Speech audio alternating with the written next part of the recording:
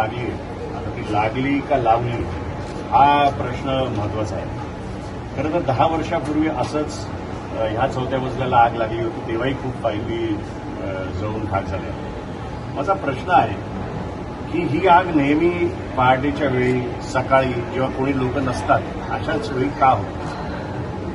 तुम्हाला आठवण करून देतो की 23 एप्रिलला देखील मुंब्र्याला आग लागली, मुंब्र्याच्या प्रभाग समितीला. त्यामुळे प्रामुख्याने 2 मागण्या मी करतो की एक तर फायर ऑडिट या बिल्डिंगचंच आणि महानगरपालिकेच्या सगळ्या वास्तूंचं करावं, तसंच एक ऑडिट कुठल्या फाईली जळल्या कुठल्या फाईली राहिल्या याबद्दल व्हावं.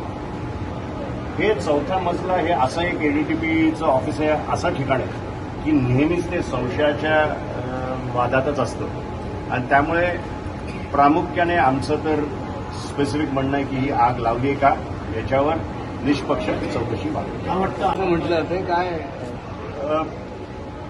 तेच मी सांगितलं की कुठल्या फाईल जळाल्यात आणि खरंच जळाल्यात का नुसत्याच गहाळ झाल्यात का त्यांच्याबद्दल संशयाचं वातावरण आहे म्हणून त्या फाईली आता उपलब्ध होत नाहीयेत. या सगळ्याचा विचार व्हावा आणि त्याच्याबद्दल नक्कीच एक समिती स्थापन करून याच्यावर चर्चा करू. आयुक्तांशी काय चर्चा करणार का शहर विकास संदर्भात असेल इतर ठाणे शहरातील देखील अनेक ठिकाणी असे देखील मी तुम्हाला सांगू का गावदेवी मार्केटमध्ये देखील मोठ्या प्रमाणात आग लागली. साहेब असं आहे की सर्वात भ्रष्ट जर कुठलं डिपार्टमेंट या महानगरपालिकेत असेल तर ते शहर विकास आहे. त्यामुळे खऱ्या अर्थाने चर्चा तर या महानगरपालिकेत झालीच पाहिजे, पण महासभेमध्ये चर्चा होऊ शकत नाही. आमचे नगरसेवक बिचारे सकाळपासून येऊन बसतात, प्रामुख्याने विषय मांडतात, पण त्यांची चर्चा कधी होताना दिसतच नाही.